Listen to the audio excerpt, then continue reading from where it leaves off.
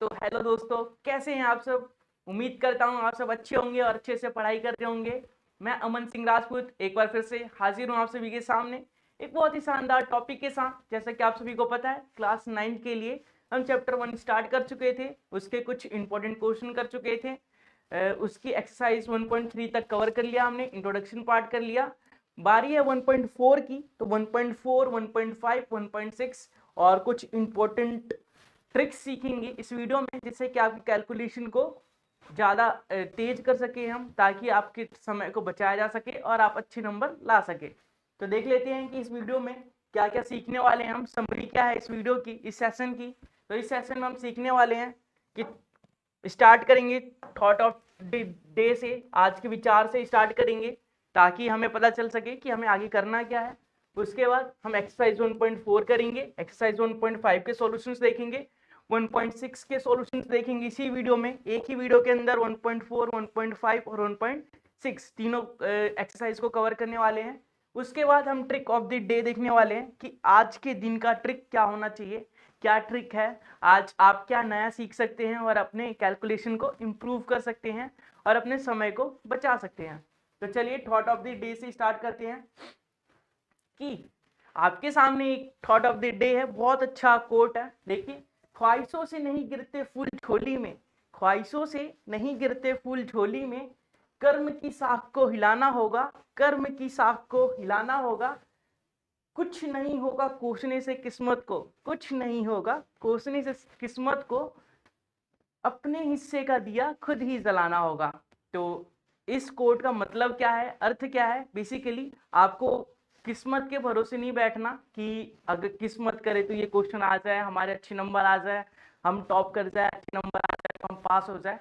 आपको किस्मत के भरोसे नहीं रहना, आपको प्रैक्टिस करती रहनी है, तैयारी करती रहनी है, ताकि जो आपकी किस्मत है वो आप खुद लिख सकें।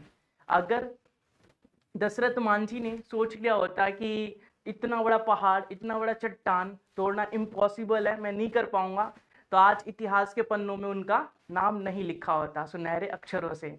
आज हम उनके बारे में पढ़ते हैं और गर्व महसूस करते हैं। तो क्यों ना हम भी कुछ अच्छा करें और इन नंबरों की क्या औकात जो हमें रोक सके मंजिल पे जाने से। तो उम्मीद करता हूँ आप लोग समझ चुके होंगे और आप लोग इसी सोच, इसी विचार के साथ इस सेशन को स्टार्ट करेंगे। इसी मोटिवेशन के साथ हम क्वेश्चन स्टार्ट करेंगे और आप एग्जाम में अच्छे से अच्छे नंबर स्कोर करेंगे और अपना मनोबल को बढ़ाएंगे और अपनी मंजिल तक पहुंचेंगे। तो चलिए शुरू करते हैं इस वीडियो को। देखिए, इम्पॉसिबल कुछ नहीं होता जब तक कि हम उसे पॉसिबल ना कर ले, हमें इम्पॉसिबल लगता है। जब हम उसे कर लेते हैं, उस गोल को हम प्राप्त कर लेते हैं, तो इम्पॉसिबल पॉसिबल बन जाता है। तो इम्पॉसिबल में आई एम को लात मार के गिरा दीजिए, उसको पॉसिबल बनाइए। ठीक है, इम्पॉसिबल पॉसिबल में बस दो चीजों का अंतर होता है, आई और एम का। तो इस आई एम को हटाना है आप लोगों को और इम्पॉसिबल को भी पॉसिबल बनाना है।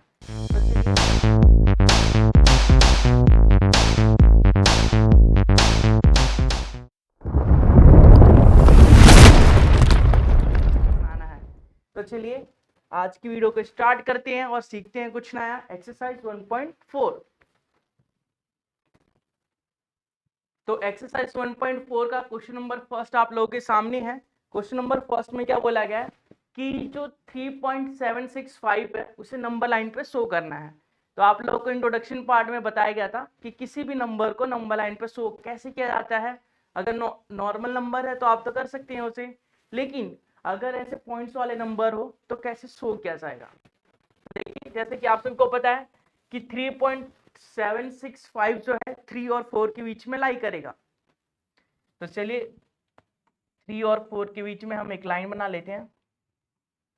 देखिए, 3 और 4 के बीच में 3.765 जो है आता है। आप सबको पता है, पता होना भी चाहिए, नहीं पता तो आप सभी को ये भी पता है कि 3.7 है, पहले देखेंगे हम एक नंबर, 3 पॉइंट के बाद 7 है, फिर उसके आगे दूसरा नंबर देखेंगे, फिर उसके बाद तीसरा नंबर देखेंगे। तो पहले पॉइंट के बाद क्या है, 7 है। तो आप सभी को पता है कि 3 और 4 के बीच में 10 हमारे पास नंबर होते हैं, छोटे छोटे। ठीक है, किसी भी दो नंबर के बीच में 10 छोटे छोटे नंबर्स होते हैं। आप अपनी स्केल देखिए, स्केल निकालिए और 3 और 4 के बीच में कुछ नंबर्स देखिए। आपको छोटी छोटी लाइंस दिखेगी, वो बेसिकली 10 नंबर्स होते हैं, 10 पार्ट्स में डिवाइड होते हैं, जैसे 3.1, 3.2, 3.3, 3.4, 3.5, 3.6, 3.7, 3.8 और 3.9। ठीक है, 10 ऐसे नंबर्स होते हैं। तो हमें क्या शो करना है 3.765 को, लेकिन पहले पॉइंट के बाद एक नंबर को देखेंगे। देखिए 3.7 को देखेंगे, 3.7 कहाँ पे आ रहा है, देखिए यहाँ पे आ रहा है 3.7, तो इसे हम मार्क कर लेंगे। ठीक है, ठीक है। अब देखिए 3.7 के बाद क्या है 6, मतलब 3.7 को डिनोट कर दिया हमने। अब करना है 7 के बाद 6 को, 3.76 को, तो 7 को तो कर दिया हमने। अब 3.7 और 3.8 के बीच में 76 आएगा, सॉरी 3.7 और 3.8 के बीच में 76 लाई करेगा। अभी बताया गया था आपको 10 नंबर लाई करते हैं किसी भी नंबर्स के बीच में, 10 पार्ट में डिवाइड करते हैं हम। तो 3.7 है, 3.7 से स्टार्ट होगा, 3.71, 3.72, 3.73, 3.74, 3.75, 3.76, 3.77, 3.78 और 3.79। तो हमें देखना क्या है 3.76, तो 3.76 कहाँ पे आएगा देखते हैं। 3.76 यहाँ पे आ रहा है, देखिए 3.76, लेकिन हमें 3.76 तो शो नहीं करना था, हमें शो क्या करना है 3.765। ठीक है, 3.765 को शो करना है। तो देखिए 3.76 है और 3.77 है, उनके बीच लाई करेगा 3.765। तो बना लेते हैं नंबर लाइन।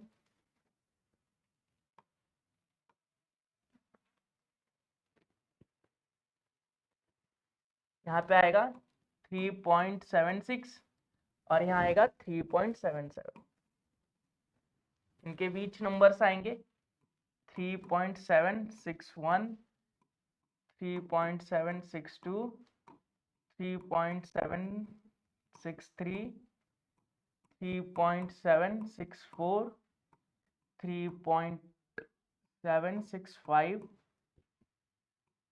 3.766, 3.767, 3.768 और 3.769। ये थोड़ा ज़्यादा गैप हो गया, तो इसे आगे करके लिखेंगे 3.77। तो देखिए हमें शो क्या करना था, एक बार देख लेते हैं। हमें शो करना था 3.765 को, 3.765। देखिए यहाँ पे 3.765 कहाँ पे है, 3.765 ये रहा। तो ये हमारा आंसर हो जाएगा, ये जो पॉइंट होगा यहाँ पे आएगा 3.765। तो हमने स्टार्ट किया था, हमने किया क्या, हमें करना होगा, अगर हमें किसी भी नंबर को नंबर लाइन पे शो करना होगा, तो सबसे पहले हमें पॉइंट के बाद एक डिजिट को देखना है। पॉइंट के बाद एक डिजिट को देखेंगे और देखेंगे कि ये किसके बीच लाई कर रहा है। मिनिमम तो 3 होगा, मैक्सिमम क्या होगा 4, 3 और 4 के बीच में लाई करेगा, तो 3 और 4। अब पॉइंट के बाद क्या है 7 है, तो हमें पता है कि दो नंबर्स के बीच में 10 इक्वल पार्ट्स होते हैं, तो 3.7 तो 10 इक्वल पार्ट्स में डिवाइड कर लिया हमने, 3.7 यहाँ पे आ गया। अब हमें 7 के बाद क्या है 6, 3.76, तो 3.7 और 3.8 के बीच में 10 इक्वल पार्ट्स होंगे, और उसमें जो 3.76 होगा वो हमारा आंसर होगा। उसके बाद 76 के बाद 5 भी है, तो अब 3.76 और 3.77 के बीच में 10 इक्वल पार्ट्स करेंगे, और फिर जो पांचवा होगा वो हमारा आंसर होगा। बेसिकली इसे ही शो करना था, और यही हमारा 3.765। तो उम्मीद है आप लोग समझ चुके होंगे, आप लोग को समझ आ गया होगा किस प्रकार से नंबर लाइन पे शो किया जाता है पॉइंट्स वाले नंबर। चलिए आगे बढ़ते हैं, अगला क्वेश्चन देखते हैं और समाप्त करते हैं, खत्म करते हैं इस एक्सरसाइज को, इस टॉपिक को। देखिए आपको 4.26 को नंबर लाइन पे शो करना है 4 डेसिमल प्लेसेस के, ठीक है। तो जो 4.26 है इसके ऊपर क्या है 12, 12 मतलब 26 26 26 26 रिपीट करता जाएगा इनफाइनाइट तक। लेकिन हमें बोला है 4 प्लेसेस तक, 4 डेसिमल प्लेसेस तक ही सॉल्व करना है, शो करना है। तो इसके आगे 26 लिख दिया। अब दो ये हो गए, दो ये हो गए, 4 हो गए। डेसिमल के बाद 4 डिजिट आने चाहिए, 4 नंबर्स आने चाहिए, 4 नंबर्स आगे डेसिमल के बाद। तो इसी को हमें शो करना है। तो जो 4.2626 है, 4.2 देखेंगे पहले, पॉइंट के बाद एक डिजिट देखेंगे, क्या है 2। तो 4.2 किसके बीच में आएगा, तो 4 और 5 के बीच में आता है 4.2। तो यहाँ पे लिख देंगे 4 और 5।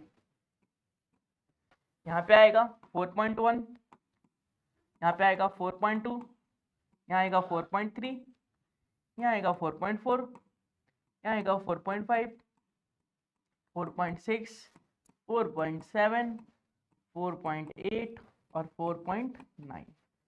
तो हमें 4.2 को शो करना था, पहले पॉइंट के बाद एक डिजिट को करना था, तो 4.2 ये रहा। उसके बाद 2 के बाद क्या है 6, तो 4.26 को करना है। तो देखिए 4.2 और 4.3 के बीच में आएगा 4.26। तो यहाँ पे नंबर लाइन बनाएंगे, यहाँ लिखेंगे 4.2 और यहाँ लिखेंगे 4.3। यहाँ पे फिर आ जाएगा 4.21, 4.22, 4.23, 4.24, सॉरी 4.25, 4.26, 4.27, 4.28, 4.29, 4.29। इसको और थोड़ा छोटा कर लेते हैं, और ये आ जाएगा 4.3, ठीक है। तो हमें शो क्या करना था 4.26 को। 4.26 कहाँ दिख रहा है, यहाँ पे 4.26 यहाँ आएगा, तो ये वाला नंबर हमारा होगा 4.26, ठीक है। अब 4.26 के आगे 2 है, तो 4.26 2 किसके बीच में लाई करेगा, 4.26 और 4.27 के बीच में। तो चलिए बना लेते हैं 4.26 का। यहाँ एक लाइन खींचेंगे, नंबर लाइन बनाएंगे, यहाँ लिखेंगे 4.26 और यहाँ लिखेंगे 4.27। देखिए यहाँ पे 4.261, 4.2262, 4.263, 4.264, 4.265, 4.266, 4.267, 4.268, 4.269 और 4.27। तो हमें इस शो क्या करना था 4.262। तो 4.262 देखेंगे कहाँ पे आ रहा है 4.262, ये वाला नंबर आएगा हमारा, ठीक है। अब 4.262 आगे क्या है, 2 के आगे क्या है 6 है, तो 4.2626। तो 4.2626 किसके बीच में आएगा 4.262 और 4.263 के बीच में। तो यहाँ लिखेंगे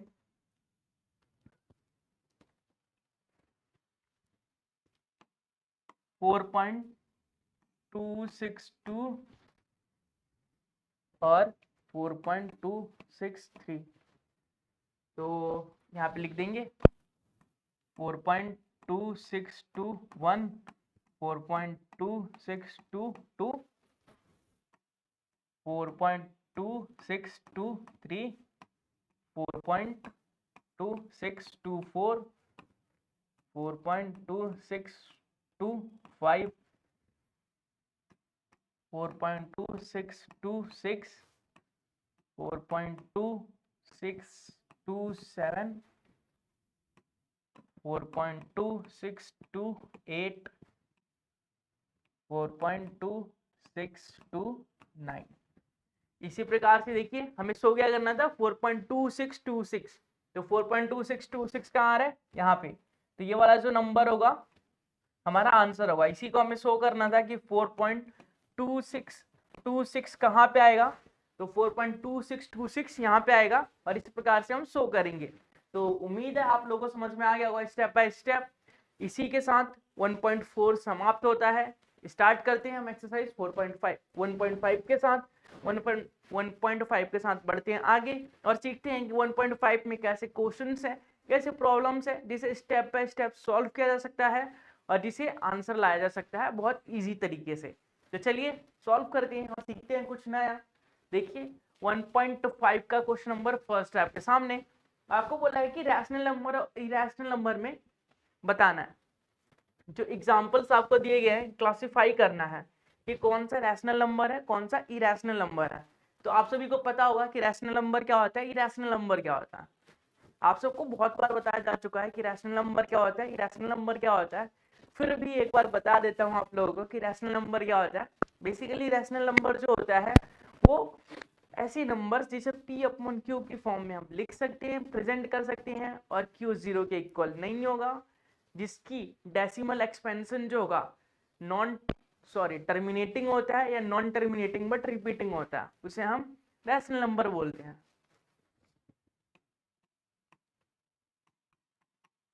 rational number,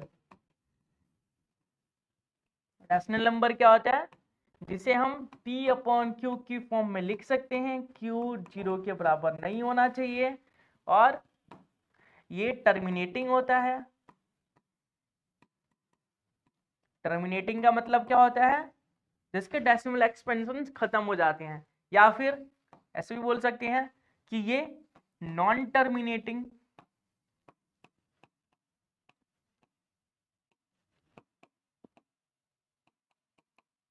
but repeating. Terminate तो नहीं होगा पर रिपीट करेगा एक ही नंबर। ठीक है, बात करते हैं इरेशनल नंबर की। तो इरेशनल नंबर क्या होता है, देखिए irrational number, irrational number, rational number की प्रॉपर्टी क्या होती है, जिसे हम p अपॉन क्यू की फॉर्म में नहीं लिख सकते, जिसका डेसिमल एक्सपेंशन नॉन टर्मिनेटिंग और नॉन रिपीटिंग होता है।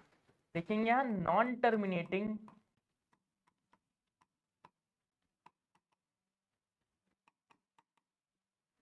और नॉन रिपीटिंग।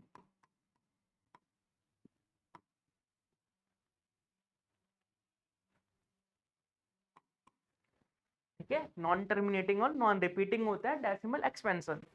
आप सभी को पता होगा डेसिमल एक्सपेंशन क्या होता है, जिसमें हम डिवाइड करते हैं लॉन्ग डिवीजन मेथड से डेसिमल की फॉर्म में कन्वर्ट करते हैं किसी भी नंबर को। तो चलिए देखते हैं क्वेश्चन नंबर फर्स्ट। और इसके लिए आप सभी को कुछ कंडीशंस पता होनी चाहिए। आपको बताया गया था इंट्रोडक्शन पार्ट में, फिर भी मैं आप लोगों को बताना चाहूंगा। देखिए यहाँ पे बता देता हूं कि अगर कोई भी रैशनल नंबर है, रैशनल नंबर को आर से डिनोट किया जाता है, क्यू से भी बोल सकते हैं। मैं आर से रैशनल नंबर को लिख रहा हूँ। ठीक है, कोई भी रैशनल नंबर है, आर से रियल नंबर को डिनोट किया जाता है, क्यू से रैशनल नंबर को डिनोट किया जाता है। चलिए मैं क्यू से डिनोट कर देता हूँ। कोई भी रैशनल नंबर है, अगर उसमें इरेशनल नंबर प्लस किया जाए, इरेशनल नंबर को क्यू डैश से डिनोट किया जाता है, या माइनस किया जाए तो हमें क्या मिलता है, इरेशनल नंबर। लिखूंगा तो ज़्यादा समझ में आएगा आप लोगों को, नहीं तो ऐसे कंफ्यूज होंगे। देखिए यहाँ पे रैशनल नंबर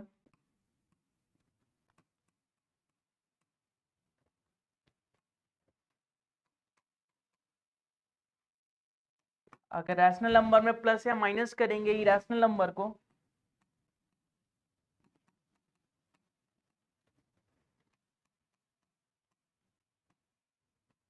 तो फाइनल रिजल्ट हमारा आएगा वो इरेशनल होगा।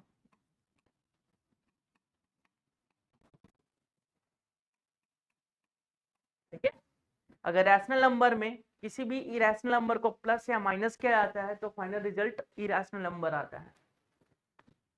दूसरी बात, कि अगर हम रैशनल नंबर को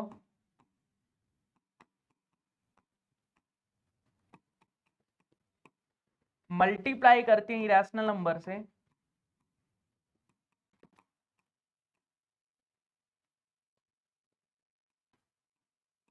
तो जो रिजल्ट आएगा वो इरेशनल नंबर आएगा।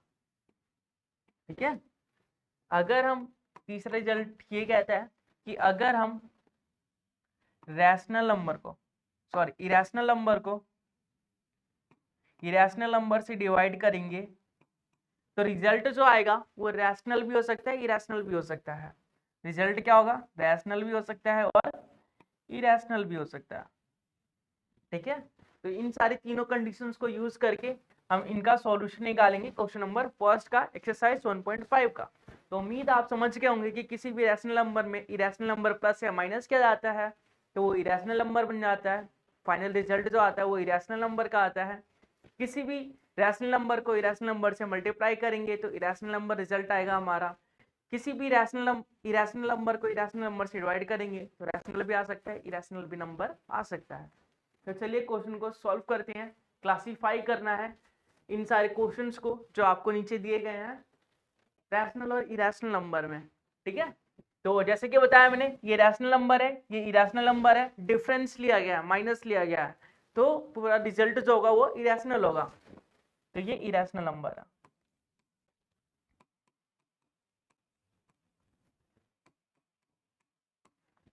ठीक है, अब देखिए इसे सॉल्व कर लेते हैं। ये है हमारा 2 प्लस √23 माइनस √23।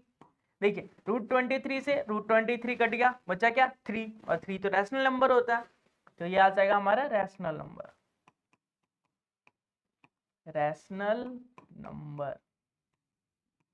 ठीक है, अब देखिए तीसरे में क्या बोला गया कि 2/√7 2√7/7√7। देखिए ये भी इरेशनल नंबर है, ये भी इरेशनल नंबर। मैंने बताया था आपको कि जो इरेशनल नंबर होता है, इरेशनल नंबर को इरेशनल नंबर से डिवाइड करेंगे तो इरेशनल भी आ सकता है और रैशनल भी आ सकता है रिजल्ट हमारा। तो देखिए यहाँ पे इरेशनल को इरेशनल से डिवाइड किया तो √7 से √7 कैंसिल हो गया, 2/7 बना जो कि हमारा रैशनल नंबर होता है, तो ये पूरा नंबर रैशनल हो जाएगा। मैं ऐसी उम्मीद करता हूँ, आशा करता हूँ कि आप लोग समझ चुके होंगे, आपको समझ आ रहा होगा क्वेश्चंस, और आप कमेंट बॉक्स में कमेंट करके आंसर्स भी बता रहे होंगे। इंटरेस्टिंग वीडियो है, मजेदार है। लास्ट में ट्रिक ऑफ द डे भी सीखेंगे कि कौन सा ट्रिक है ऐसा जिससे कि हम अपनी कैलकुलेशन को बहुत फास्ट कर सकते हैं, सेकंड्स के अंदर कैलकुलेशन करके बता सकते हैं, मल्टीप्लाई करके बता सकते हैं कि इसका आंसर क्या आएगा। तो आप एंड तक बने रहिए ताकि आपको फायदा हो सके, आप इस वीडियो का लाभ उठा सके और कुछ नया सीख सके। तो चलिए क्वेश्चन नंबर 4 देखते हैं। 4 में बोला गया 1/√2। देखिए ये रैशनल नंबर है, ये इरेशनल नंबर है। जब भी रैशनल नंबर को इरेशनल नंबर से डिवाइड किया जाता है, फाइनल रिजल्ट जो आता है हमारा वो इरेशनल आता है। रैशनल नंबर को इरेशनल नंबर से डिवाइड करेंगे तो फाइनल रिजल्ट भी इरेशनल ही आएगा, तो यह हमारा इरेशनल हो जाएगा।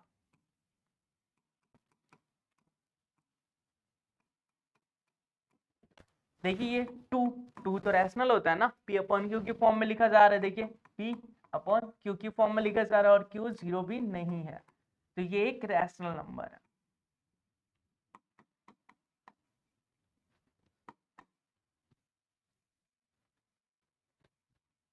ठीक है, क्वेश्चन नंबर सेकंड की तरफ बढ़ते हैं और करते हैं इसको भी सॉल्व स्टेप बाय स्टेप। आपको बोला गया सिंपलीफाई करना है each of the following expression को। जितने भी एक्सप्रेशन है हमारे पास, जितने भी क्वेश्चंस है, जितने भी पार्ट है इसके, उसको क्या करना है? सिंपलीफाई का मतलब क्या? सिंपलेस्ट फॉर्म में कन्वर्ट करना। तो देखिए आपको ब्रैकेट सॉल्व करना तो आता ही होगा, डिस्ट्रीब्यूटिव लॉ तो पता ही होगा। डिस्ट्रीब्यूटिव लॉ बताया गया था आप लोगों को, आपने वीडियो नहीं देखा तो आई टैब पे जाइए और वीडियो को देखिए, बहुत इंटरेस्टिंग वीडियो है। वो ग्रेजुएशन के लिए भी है, कॉम्पिटेटिव एग्जाम के लिए भी है और आप लोगों के लिए भी है। डिस्ट्रीब्यूटिव लॉ के अकॉर्डिंग क्या होता है कि a plus b c plus d को जब हम सॉल्व करेंगे तो यह आता है डिस्ट्रीब्यूट हो जाता है ए सी प्लस डी के साथ, प्लस बी जो होता है वो सी प्लस डी के साथ डिस्ट्रीब्यूट हो जाता है। फिर यहाँ पे लिख देते हैं हम ए सी प्लस ए डी, यहाँ पे आ जाता है b c plus b d. तो इसी को हम यूज करने वाले हैं इस क्वेश्चन में और इसी से इस क्वेश्चन को सॉल्व करेंगे। तो देखिए आपको ए की जगह 3 दे रखा है, बी की जगह √3 दिया है, सी की जगह 2 दिया है और डी की जगह √2 दिया है। तो चलिए सॉल्व करते हैं इससे सॉल्व करेंगे 3 प्लस √3 और 2 प्लस √2। इसे सॉल्व करेंगे तो 3 के साथ 2 प्लस 2 रूट आएगा, प्लस √3 के साथ भी 2 प्लस √2 आएगा। ठीक है, अब ब्रैकेट को ओपन कर लेते हैं। ब्रैकेट को ओपन करेंगे तो 3 दूनी 6 प्लस 3√2 प्लस देखिए 2√3 हो जाएगा, प्लस √3 और √2 √6 होता है। ठीक है, इन दोनों को मल्टीप्लाई करके और रूट लगा दिया √6। तो ये आएगा हमारा सॉल्यूशन इस क्वेश्चन का, ये है हमारा फाइनल सॉल्यूशन आंसर। ठीक है, उम्मीद है समझ गए होंगे। बहुत ही सिंपल क्वेश्चन था, बहुत मजेदार क्वेश्चन था, आप कर चुके होंगे चुटकियों में से। इसी प्रकार से इस क्वेश्चन को भी हम सॉल्व करेंगे। इसके लिए जो आइडेंटिटी हमें पता है उसको यूज करेंगे और कुछ ही सेकंड्स के अंदर आंसर बताएंगे। जैसे कि आपको आइडेंटिटी बताई गई थी a प्लस बी और a माइनस बी की। उम्मीद करता हूं सबको याद होगी। a plus B a minus B की आइडेंटिटी होती है a square minus B square. a आपका 3 है और b जो है आपका √3 है। तो एक बार प्लस एक बार माइनस होगा तो a square minus B square का फॉर्मूला लगेगा। तो हम लिख लेते हैं इसे 3 प्लस √3 और 3 माइनस √3। a स्क्वायर मतलब 3 का स्क्वायर माइनस बी स्क्वायर मतलब √3 का स्क्वायर। 3 का स्क्वायर क्या तो 9 आ गया, √3 का स्क्वायर क्या तो 3 आ गया, 9 में से 3 गया 6 बचा, तो 6 हमारा आंसर हो गया। बहुत ही सिंपल क्वेश्चन है, बहुत ही सिंपल से स्टेप्स हैं। तो इसमें तो आपके नंबर कटने नहीं चाहिए, ऐसी मैं उम्मीद करता हूँ और आप भी ऐसी उम्मीद करते होंगे अपने आप से, ऐसी मैं उम्मीद करता हूँ आप लोगों से। समझ नहीं आया कोई बात नहीं, कभी और समझाऊंगा, फुर्सत में आना, अभी क्वेश्चंस कराने हैं। देखिए यहाँ पे आइडेंटिटी यूज हो रही है a प्लस बी का whole square. a plus b का होल स्क्वायर क्या होता है, चलिए मैं लिख देता हूँ, वैसे आप सभी को याद होना चाहिए।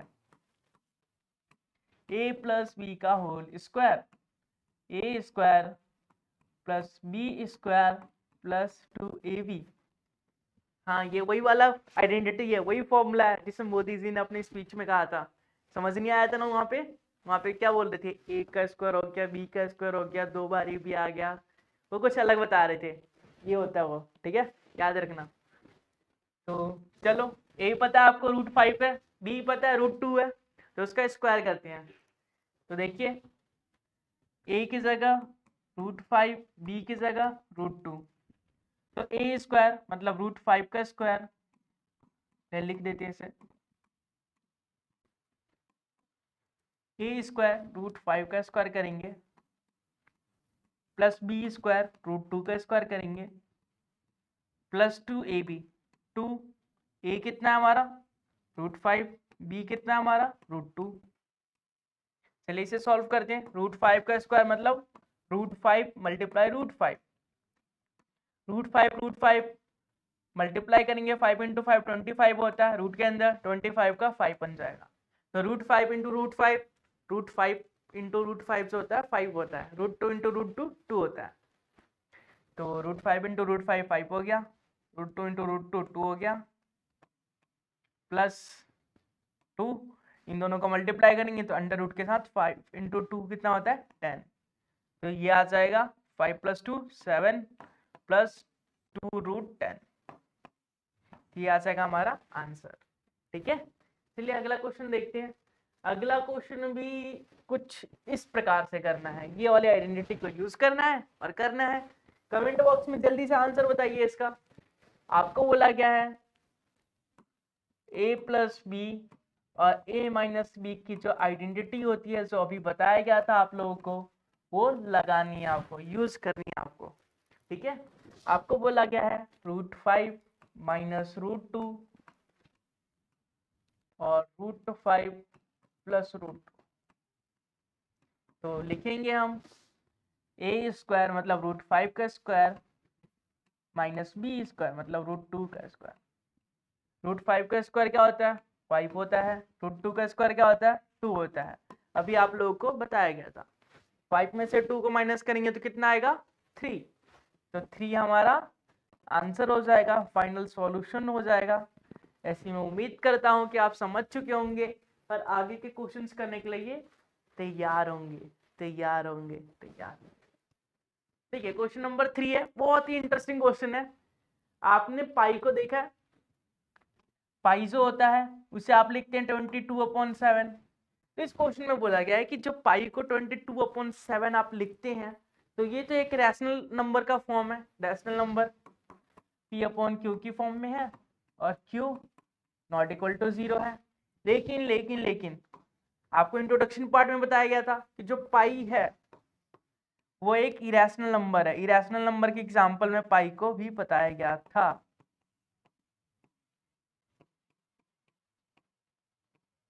तो ये कैसे पॉसिबल है? कंट्राडिक्ट नहीं हो रहा क्या कि ये रैशनल भी है, p/q की फॉर्म में भी है, ये इरेशनल भी है मतलब p/q की फॉर्म में भी नहीं है? तो ये कुछ हजम नहीं हो रहा बात। तो इसके पीछे का लॉजिक क्या है, ये सच्चाई क्या है? तो सच्चाई ये है कि जो पाई है वो एक इरेशनल नंबर है। पाई की जो वैल्यू होती है वो 3.142816 ऐसे कुछ समथिंग चलती जाती है इनफाइनाइट तक, जो शो करता है कि ये जो नंबर है वो नॉन टर्मिनेटिंग है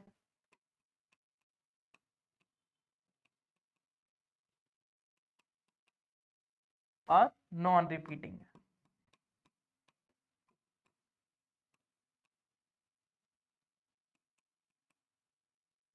तो नॉन टर्मिनेटिंग और नॉन रिपीटिंग किसका बेसिक्स होता है, किसका क्या नेचर होता है, किस नंबर का नेचर होता है? Non terminating non repeating. तो ये होता है इरेशनल नंबर का नेचर। ठीक है, तो आप लोग सोच रहे होंगे कि बचपन से हमें पढ़ाया गया था कि पाई की वैल्यू जो है वो 22/7 है, तो बचपन से तो हमें गलत बताया जा रहा है, गलत पढ़ते आ रहे हैं बचपन से। नहीं नहीं नहीं, अगर मैं कहूँ कि ये भी ठीक है ये भी ठीक है, तो आप क्या कहेंगे? आप बोलेंगे ये क्या बोल रहे हो, कभी बोल रहे हो सही है कभी गलत है, क्या है? तो जो पाई की वैल्यू 22/7 है, ये हमने लेट किया है अप्रोक्स वैल्यू को। जब हमारे क्वेश्चंस में कोई नंबर रिपीट करता जाता है तो हम अप्रोक्स में एक वैल्यू बढ़ा के लिख देते हैं। तो ये अप्रोक्स है पाई की वैल्यू। ठीक है, रियल वैल्यू पाई की कुछ ऐसी होती है और ये चलती जाती है इनफाइनाइट तक, नॉन रिपीटिंग होती है, नॉन टर्मिनेटिंग होती है। जो नेचर है इरेशनल नंबर का, इरेशनल नंबर के बिहेवियर को दर्शाता है। तो इसलिए पाई जो है एक इरेशनल नंबर है, रैशनल नंबर नहीं है। तो अब आपको पता चल गया। अब अपने दोस्तों को भी बताइए और उनसे पूछिए कि क्या रीजन है इसके पीछे का, और उनको नहीं पता तो आप बताइए उन्हें। ठीक है, चलिए आगे करते हैं। Question number 4। क्वेश्चन नंबर 4 में बोला है कि √9/9.3 को नंबर लाइन पे शो करना है। ठीक है, आप एक बात बताइए, √3 सॉल्व करना आता है आपको, शो करना आता है नंबर लाइन पे? √3 √5 √7, हाँ बिल्कुल आता होगा, मैंने सिखाया था आप लोगों को पिछली वीडियो में। तो √9.3 जो है उसको भी कुछ उसी प्रकार से सॉल्व करेंगे, हम शो करेंगे। बहुत ही इंटरेस्टिंग है, बहुत ही आसान तरीका है, देखते हैं। चलिए, 9.3 को शो करने के लिए पहले हमें एक 9.3 की रेखा खींचनी होगी, लाइन खींचनी होगी, लाइन सेगमेंट खींचना होगा। आप स्केल से खींचेंगे, मैं अप्रॉक्स में खींच रहा हूं। ए और बी, ये जो लाइन है वो मैंने एज्यूम कर लिया 9.3 है। ठीक है, 9.3 सेंटीमीटर। ठीक है जी, अब क्या करना है? अब बी से, जो ये बी पॉइंट है ना, बी से 1 सेंटीमीटर आगे लाइन खींचनी है सी तक। सी तक कितना? 1 सेंटीमीटर आगे। ठीक है, 1 सेंटीमीटर आगे खींचना। अब अपना आर्क उठाइए, प्रकार उठाइए और हाफ से ज्यादा, आधी से ज्यादा प्रकार को खोलिए, आधी से ज्यादा प्रकार को खोलेंगे और फिर यहाँ पे चाप लगाएंगे। ठीक है, इसी प्रकार से आधी से ज्यादा प्रकार को खोल के इस पॉइंट पर रखेंगे और आधी से ज्यादा चाप लगाएंगे। इसी प्रकार से नीचे करेंगे, आधी से ज्यादा प्रकार खोला, पॉइंट सी पे रखा तो नीचे एक पॉइंट आया, आधी से ज्यादा प्रकार खोला, यहाँ पे कट किया। अब जो ये दोनों पॉइंट्स आ रहे हैं इसे स्केल के माध्यम से हम मिला लेंगे।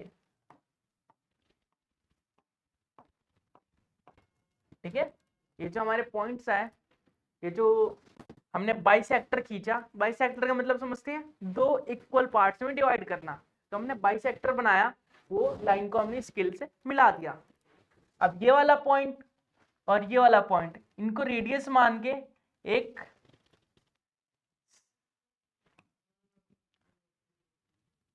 एक रेडियस मान के हेमी सर्कल खींचना है। हेमी सर्कल समझ में आता है ना, अर्धवृत्त खींचना है, डी बनाना है आप लोगों को। ठीक है, तो इसको रेडियस माना और यहाँ से यहाँ तक प्रकार खोला हमने, यहाँ पे प्रकार रखा, यहाँ पे प्रकार रखा और फिर यहाँ से हमने एक डी बना लिया, हेमी सर्कल बना लिया। ठीक है, अब जो ये पॉइंट है, यहाँ से हम एक परपेंडिकुलर 90 डिग्री का एंगल बना लेंगे, 90 डिग्री का एंगल बना लेंगे। ठीक है, डी से डी रखिएगा और 90 डिग्री का एंगल बनाइए। अब प्रकार को यहाँ रखिए, यहाँ तक खोलिए और आर्क लगाइए, जहां तक जाता है ये आर्क लगाइए, क्योंकि ये नंबर लाइन पूरा आगे तक था, तो ये वाला जो पॉइंट होगा नंबर लाइन पे, इसी को हम बोलेंगे रूट 9.3। ठीक है, फिर से एक बार बता देता हूं कि आप लोगों को करना क्या है। आप लोगों को पहले 9.3 का एक रेखाखंड खींचना है, एक लाइन सेगमेंट खींचनी है। उसके बाद प्रकार को एक बार यहाँ पे रखेंगे और एक बार यहाँ पे रखेंगे, आधे से ज्यादा खोलेंगे, आर्क लगाएंगे और बाइसेक्टर्स बनाएंगे, दो इक्वल पार्ट्स में लाइन को बांटेंगे। ठीक है, सॉरी, यहाँ पे 1 सेंटीमीटर की लाइन भी खींचनी थी, उसके बाद बाइसेक्ट करनी थी। ठीक है, तो चलिए बाइसेक्ट कर लिया हमने। अब उस बाइसेक्टर को हमने मिला दिया। अब इस वाले पॉइंट को और इस वाले पॉइंट को रेडियस मान के, एक ट्रायंगल में एक ही रेडियस होता है ना, तो इसको एक ट्रायंगल, सॉरी सर्कल, एक सर्कल में एक ही रेडियस होता है, तो इस सर्कल में इसको रेडियस मान के यहाँ पे प्रकार रखिए और यहाँ से एक डी बनाइए, डी बन जाएगा। उसके बाद जो पॉइंट बी है वहां पे 90 डिग्री का एंगल बनाएंगे। ठीक है, 90 डिग्री का एंगल बन जाएगा तो ये वाला जो पॉइंट होगा, यहाँ पे प्रकार रखिए, यहाँ से आर्क लगाइए और जो नंबर लाइन पे ये वाला पॉइंट आएगा इसी को हम बोलेंगे रूट अंडर 9.3। ठीक है, ऐसे हम 10.3, 10.5, 10.6 किसी भी नंबर को शो कर सकते हैं नंबर लाइन पे, पॉइंट के अंदर और रूट के अंदर हो तो। ठीक है, rationalise the denominator of the followings. ठीक है, रैशनलाइज करना है, रैशनलाइज का मतलब समझते हैं, परिमेयकरण करना है। परिमेयकरण कैसे किया जाता है, आपको बताया था, दो टर्म के परिमेयकरण होते हैं, एक तो सिंगल टर्म और एक डबल टर्म। सिंगल टर्म हो तो कैसे किया जाता है, सिंगल टर्म हो तो उसी टर्म को ऊपर भी मल्टीप्लाई करते हैं, नीचे भी मल्टीप्लाई करते हैं, तो रैशनलाइज हो जाता है। अगर डबल टर्म हो तो उसका साइन चेंज करके ऊपर भी मल्टीप्लाई किया जाएगा, नीचे भी, तो रैशनलाइज हो जाता है। उम्मीद है आप लोग ने इंट्रोडक्शन पार्ट देखा होगा, उसमें सीख लिया होगा और आप लोग ये क्वेश्चन कर भी चुके होंगे। जिसने नहीं किया, नहीं देखा, उसको मैं बताना चाहूंगा कि इसको किस प्रकार से सॉल्व करेंगे स्टेप बाय स्टेप। देखिए, आपको दिया गया है 1/√7।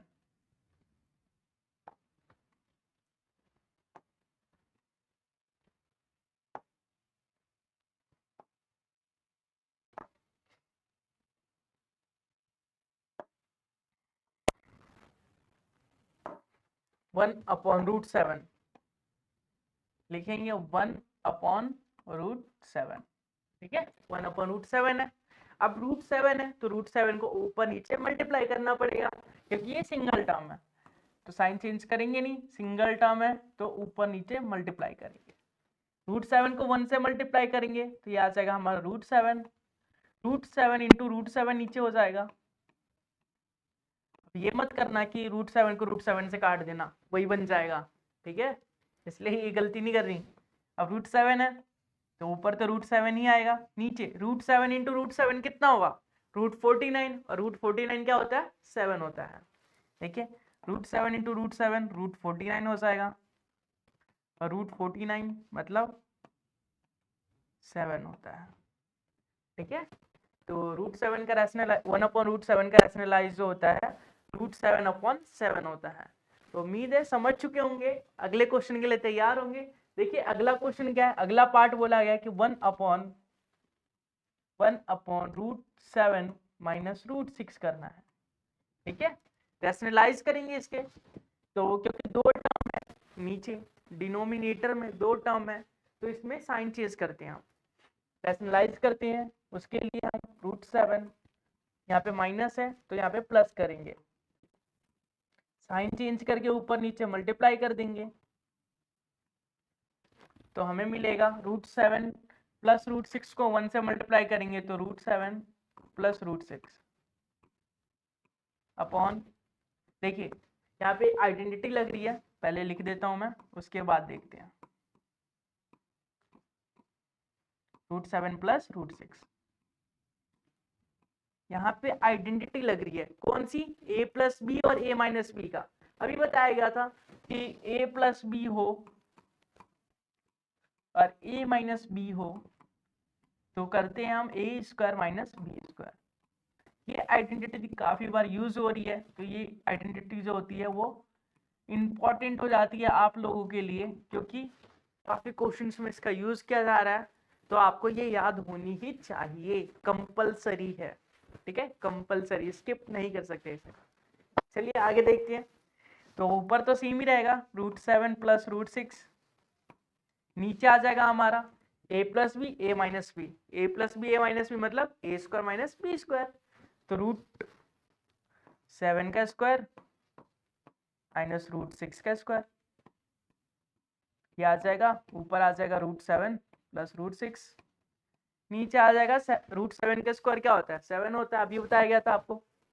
√6 का स्क्वायर 6 होता है, तो 7 में से 6 गया 1 बचता है, तो ऊपर आएगा √7 प्लस √6 अपॉन 1, आंसर क्या आएगा? √7 प्लस √6। हमारा आंसर आया √7 प्लस √6। हमने जो नीचे दो टर्म होते हैं, जब नीचे दो टर्म होते हैं तो हम साइन चेंज करके ऊपर नीचे उसी टर्म से मल्टीप्लाई कर देते हैं, तो उसी को हम रैशनलाइज बोलते हैं। रैशनलाइज करके हमारा आंसर आया √7 प्लस √6। चलिए अगला क्वेश्चन देखते हैं, देखते हैं उसमें क्या करना है।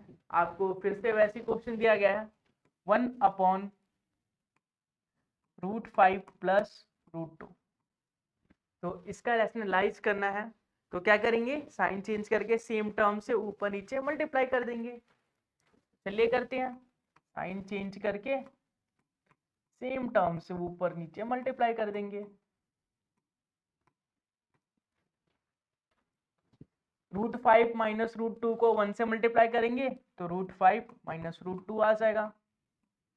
अब देखिए a plus B a minus b का फॉर्मूला लग रहा है, आपको भी बताया गया था a plus B a minus b का फॉर्मूला बहुत इंपॉर्टेंट है, ये आता है और आएगा ही आएगा, तो आपको भी आना ही चाहिए। ठीक है, तो a² माइनस b² होता है, तो a हमारा √5, तो √5 का स्क्वायर माइनस √2 का स्क्वायर, ऊपर सेम आएगा √5 माइनस √2, √5 का स्क्वायर करेंगे तो 5 आएगा, √2 का स्क्वायर करेंगे तो 2 आएगा, बीच में माइनस है तो माइनस लगाएंगे, ऊपर सेम रहेगा √5 माइनस √2, 5 में से 2 गया 3 बचता है, तो ये हमारा आंसर होगा। ठीक है, थर्ड पार्ट का आंसर √5 माइनस √2 अपॉन 3 होगा। इसी प्रकार से फोर्थ पार्ट देखते हैं 1/√7 माइनस 2। ठीक है, रैशनलाइज करेंगे साइन चेंज करके, साइन चेंज करके सेम टर्म से ऊपर नीचे मल्टीप्लाई करना होता है, माइनस था तो प्लस कर दिया और सेम टर्म से मल्टीप्लाई कर दिया। ठीक है, √7 प्लस 2 को 1 से मल्टीप्लाई करेंगे तो सेम नंबर आएगा, यहाँ लिखेंगे √7 प्लस 2, और देखिए a plus B a minus b है, a plus B a minus b का फॉर्मूला होता है a² माइनस b², तो a है हमारा √7, तो √7 का स्क्वायर, b है हमारा 2, तो 2 का स्क्वायर, ये आ जाएगा √7 प्लस 2, √7 का स्क्वायर हमारा 7 होता है, 2 का स्क्वायर 4 होता है, 7 में से 4 गया 3 बचता है, तो 7 में से 4 को माइनस करेंगे तो 3 आ जाएगा, ये हमारा आंसर होगा। √7 + 2/3 जो हमारा होगा आंसर। ठीक है, चलिए अगला क्वेश्चन देख लेते हैं। एक्सरसाइज समाप्त होती है इसी क्वेश्चन के साथ, बढ़ते हैं एक्सरसाइज 1.6 और इसको भी समाप्त करते हैं, इस चैप्टर को आज एंड करते हैं। आज एक ही वीडियो के अंदर एक्सरसाइज 1.2, 1.4, 1.5, 1.6 को कवर करेंगे। 1.4 कर लिया हमने, 1.5 भी कर लिया, 1.6 जो है अभी करने वाले हैं। तो उम्मीद करता हूँ कि आप लोग अभी तक अच्छे से पढ़ रहे होंगे और इंजॉय कर रहे होंगे वीडियो को। साथ ही साथ बहुत ही जल्द आपके सामने आने वाला है ट्रिक ऑफ द डे, कि इस दिन का, आज के दिन का विशेष ट्रिक कौन सा है जिसके माध्यम से हम अपनी कैलकुलेशन को बहुत ही आसान कर सके। तो एंड तक बने रहिएगा, सीखिएगा कुछ नया और इंटरेस्टिंग, अपने जीवन को सुधारिएगा और अच्छी नंबर लेके अच्छे ऊंचाइयों पे, अच्छी तरक्की पे, अच्छे मंजिल को पहचानिएगा और पहुंचिएगा। ऐसी हम उम्मीद करते हैं, कामना करते हैं। इसी के साथ स्टार्ट करते हैं 1.6 को। तो चलिए 1.6 को स्टार्ट करते हैं। 1.6 का क्वेश्चन नंबर फर्स्ट आपके सामने है। क्वेश्चन नंबर फर्स्ट में बोला गया है कि 64 की पावर 1/2, ठीक है, इसे सॉल्व करना है। 64 है, इसकी पावर 1/2 को सॉल्व करना है। तो इसे कैसे सॉल्व करेंगे बताइए। 64 किसका स्क्वायर होता है आप लोग को पता है? 8 का। 8 × 8 64 होता है। और आप सभी को पता है जब किसी का बेस सेम होता है, मान लीजिए a की पावर m है डॉट b की पावर n है, तो बेस सेम होता है, सॉरी बेस सेम करना होगा, डॉट a की पावर n है। तो जब बेस सेम होता है तो पावर ऐड हो जाती है। देखिए यहाँ पे बेस सेम है 8 × 8, तो पावर ऐड हो जाएगी, इसकी पावर 1 है, इसकी पावर 1 है, तो 2 हो जाएगा। 8 का स्क्वायर होता है 64। ठीक है, आप लोगों को दूसरी आइडेंटिटी भी बताई गई थी कि अगर a की पावर m है और होल की पावर n है तो a की पावर mn हो जाता है, मल्टीप्लाई हो जाती है पावर्स। ठीक है, तो यहाँ पे इसको यूज करेंगे, पावर को मल्टीप्लाई कर देंगे। 8 का स्क्वायर है और मल्टीप्लाई करेंगे 1/2 से, तो 2 से 2 कैंसिल आउट हो जाएगा, बचेगा क्या हमारा 8, और 8 ही हमारा सॉल्यूशन होगा, हमारा आंसर होगा। तो देखिए बहुत ही शानदार तरीके से हमने बस 4 स्टेप में, 4 से 5 स्टेप में आंसर ला दिया, सॉरी, जो काफी इंपॉर्टेंट है और काफी अच्छा है आपके लिए, ताकि कुछ ही सेकंड्स में आप आंसर ला दे, कुछ ही समय में आंसर ला दे और क्या क्या अच्छे नंबर अचीव कर सके और अपने गोल को अचीव कर सके, टॉप कर सकते अपनी क्लास में, ताकि आप तो खुश हो, आपके पेरेंट्स भी खुश हो आप लोगों से। 32 को क्या लिख सकते हैं, ऐसे तो पता चलेगा नहीं, तो 32 को एलसीएम ले लेते हैं। देखिए 32 के फैक्टर कर लेते हैं, ये हो जाएगा 16, 2 से करेंगे तो 8, 2 से करेंगे तो 4, 2 से करेंगे तो 2 और 2 से करेंगे तो 1। फैक्टर क्या है हमारा 2 × 2 × 2 × 2, 1 2 3 4 5, 2 4 5। ठीक है, अब इसे इरेज कर देते हैं। ठीक है, अब देखिए इसका पावर 1/5 है। ठीक है, तो इससे क्या कर सकते हैं हम, देखिए 1 2 3 4 5 बेस सेम है, पावर ऐड हो जाएगी, पावर 1 है 1 है 1 है 1 है 1 है, 1 को 5 बार प्लस करेंगे तो 5 आ जाएगा। ठीक है, आपको अभी ये वाला फॉर्मूला बताया गया था, इसका यूज करेंगे तो पावर मल्टीप्लाई हो जाएगी, 2 की पावर 5 1/5, 5 से 5 कैंसिल हो जाएगा, आंसर हमारा 2 आएगा। ठीक है, तो ये वाली आइडेंटिटी यूज हो रही है दोनों, अभी 2 क्वेश्चन में यही आइडेंटिटी यूज हुई है, समझ जाइए कितना इंपॉर्टेंट है। अगला क्वेश्चन करते हैं, क्वेश्चन नंबर 3 की तरफ चलते हैं। 3 में बोला गया है कि 125 है, उसकी पावर 1/3 है। 125 को हम क्या लिख सकते हैं बताइए। देखिए 125 को हम लिख सकते हैं 5 × 5 × 5, 5 25, 25 पंजे 125। ठीक है, बेस सेम है तो पावर एक है सबकी, तो पावर ऐड हो जाएगी। बेस सेम है, पावर ऐड हो जाएगी तो पावर 3 हो जाएगी। ठीक है, अब क्योंकि आपको आइडेंटिटी बताई गई थी कि एक ही पावर m हो और उसकी भी पावर n हो तो m × n हो जाता है एक ही पावर। तो इसी प्रकार से इसे यूज करेंगे। 5 की पावर 3 × 1/3, तो 3 से 3 कैंसिल हो जाएगा, 5 हमारा आंसर आ जाएगा। चलिए अगला देखते हैं, क्वेश्चन नंबर 2। क्वेश्चन नंबर 2 भी सॉल्व करना है आप लोगों को, 2 भी उसी प्रकार से सॉल्व करके बताना है आंसर। ठीक है, तो इसमें बोला कि 9 की पावर 2/3 है, 9 की पावर 3/2 है, सॉरी। ठीक है, 3/2 है। 9 क्या होता है, 3 का स्क्वायर होता है, तो 9 को हम 3 का स्क्वायर लिख सकते हैं, 3/2। अभी एक ही पावर m है, उसकी भी पावर n है, तो पावर मल्टीप्लाई हो जाती है। जब पावर की पावर होती है तो पावर मल्टीप्लाई हो जाती है, तो पावर को हम मल्टीप्लाई कर देंगे। देखिए अब 2 से 2 कैंसिल हो रहा है, बचा क्या, 3 की पावर 3, और 3 की पावर 3 का मतलब 3 × 3 × 3, और 3 × 3 × 3 क्या होता है, 3 × 9, 9 × 27, 27 आएगा, 27 आएगा हमारा आंसर। आगे का देख लेते हैं, 32 की पावर, अगला क्वेश्चन है 32 की पावर 2/5। अभी हमने देखा था कि 32 को हम 2 की पावर 5 लिख सकते हैं, 2/5 है। देखिए 32 कहाँ गया, 32 को हमने 2 की पावर 5 लिखा था एलसीएम लेके, तो आप डायरेक्ट भी लिख सकते हैं उसे, कोई दिक्कत नहीं है।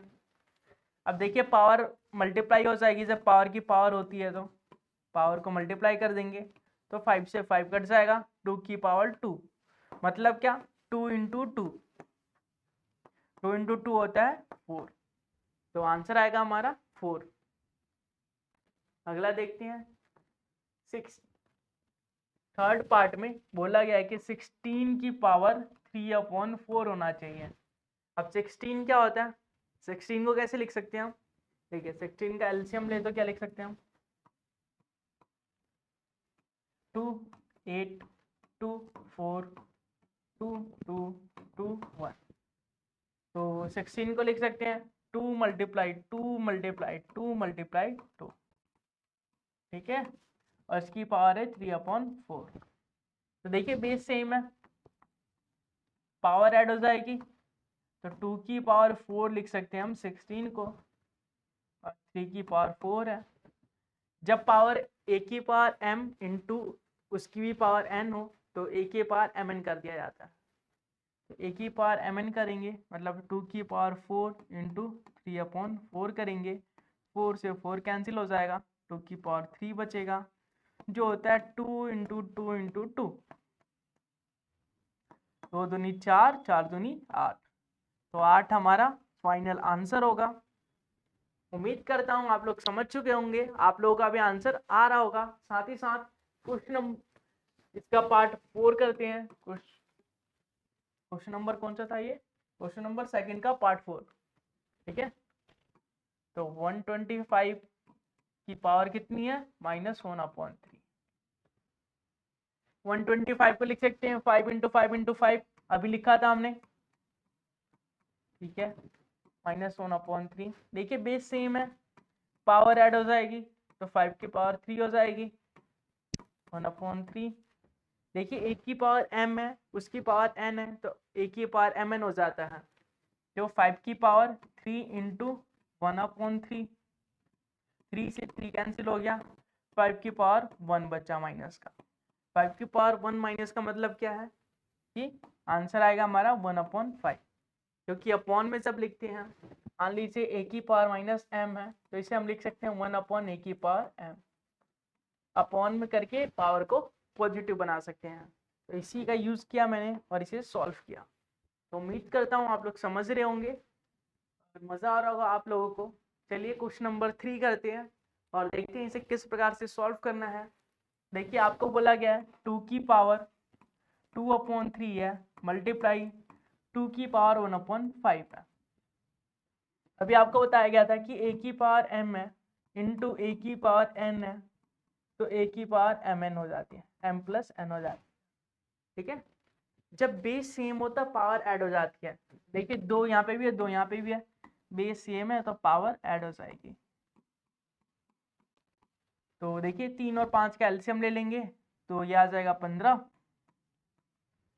यहाँ पे आएगा आपका 15 को 3 से डिवाइड करेंगे तो 5 आएगा, 5 को 2 से करेंगे तो 10 आ जाएगा।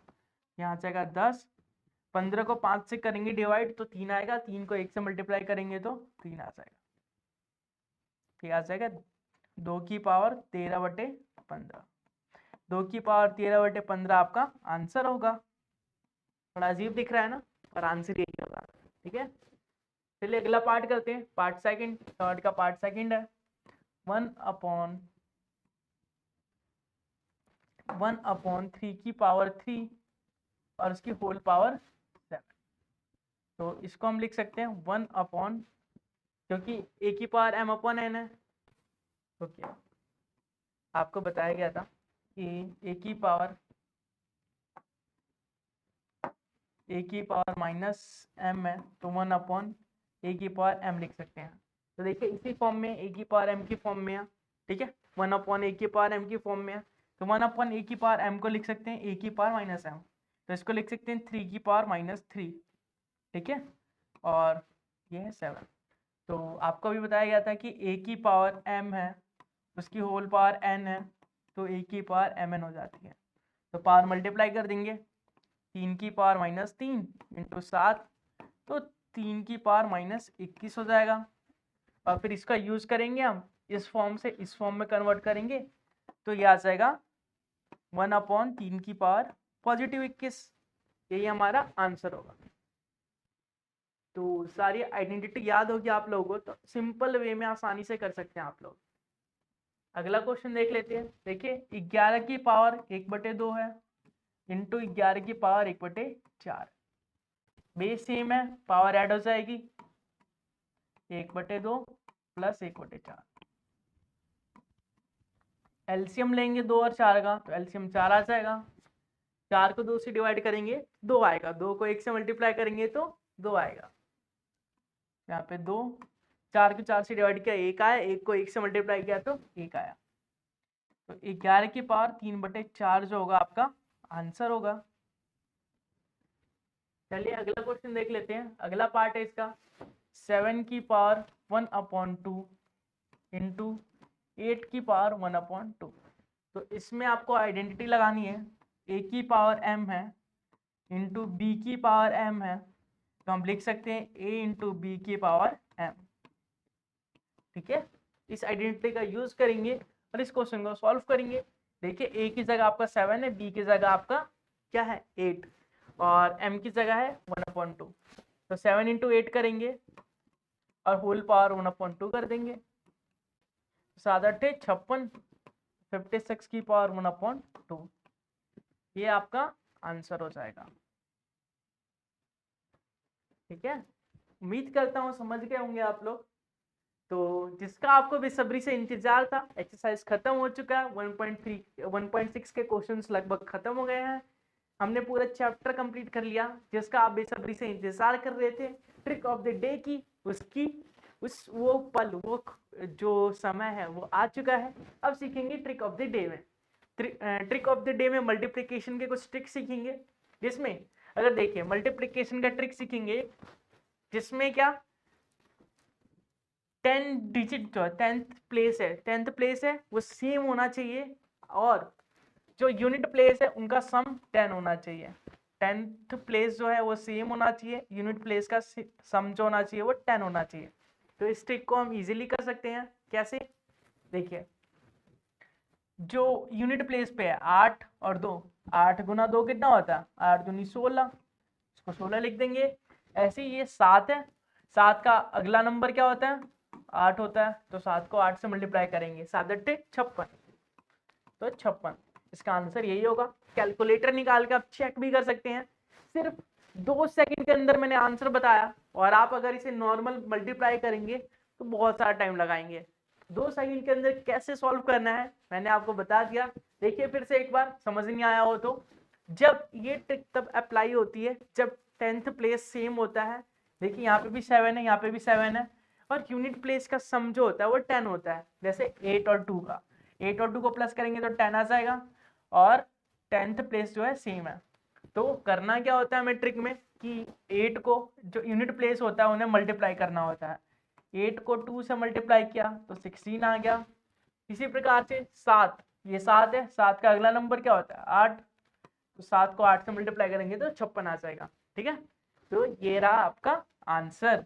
इसी प्रकार से देखिए सेकंड क्वेश्चन है, देखिए 10th प्लेस सेम है 4 और 4, और यूनिट प्लेस का सम 10 आ रहा है। 7 और 3 क्या होता है, 10 होता है, तो 7 इंटू 3 करेंगे, यूनिट प्लेस का मल्टीप्लीकेशन करेंगे, दोनों यूनिट प्लेस है उसका मल्टीप्लीकेशन करेंगे, तो 7 का 21 आ गया। और जो 10th प्लेस है 4 है, उसका अगला नंबर 5, उससे मल्टीप्लाई कर देंगे तो 5 और 20, तो 20 और 21 आपका आंसर हो जाएगा, 2021 आपका आंसर हो जाएगा। 43 और 47 को मल्टीप्लाई करेंगे तो आप चेक कर सकते हैं इस क्वेश्चन का आंसर इसी प्रकार से, या फिर मैं आप लोगों को कैलकुलेटर निकाल के दिखा सकता हूं कि किस प्रकार से इसका आंसर आएगा।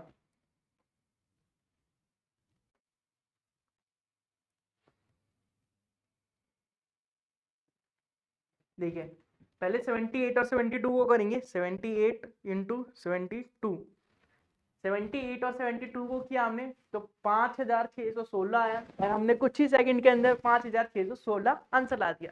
इसी प्रकार से देखिए अगर हम 43 को 47 से मल्टीप्लाई करेंगे तो 2011 आपका आंसर आएगा। 2021 और 2021 हमने आंसर ला दिया। तो आप इसी तरह से कुछ ही सेकंड्स में सॉल्यूशन निकाल सकते हैं ऐसे क्वेश्चंस का। ऐसे जब फॉर्म दिखे आपको तो कुछ नहीं करना, बस यूनिट प्लेस वालों को मल्टीप्लाई करना है, और जो 10th प्लेस पे है उसके एक अगले नंबर से मल्टीप्लाई करके लिख देना है। 2 सेकंड के अंदर आप आंसर बता सकते हैं। इसी प्रकार देखिए कुछ और क्वेश्चन है मेरे पास। देखिए 6 और 4 10 होते हैं, और 7 7 सेम है, तो इन दोनों को मल्टीप्लाई करेंगे 6 और 4 को तो 24, और 7 का अगला नंबर क्या होता है 8, 7 8 56, तो 56 24 आपका आंसर आ जाएगा। आप कैलकुलेटर से चेक कर सकते हैं। देखिए यहाँ पे 9 1 10 है, 6 और 6 सेम है, तो 9 1 10 मतलब इन दोनों को मल्टीप्लाई करना पड़ेगा। 9 1 9 से 0 9 लिख देंगे, और 6 6 है, 6 का अगला नंबर 7, 7 6 42।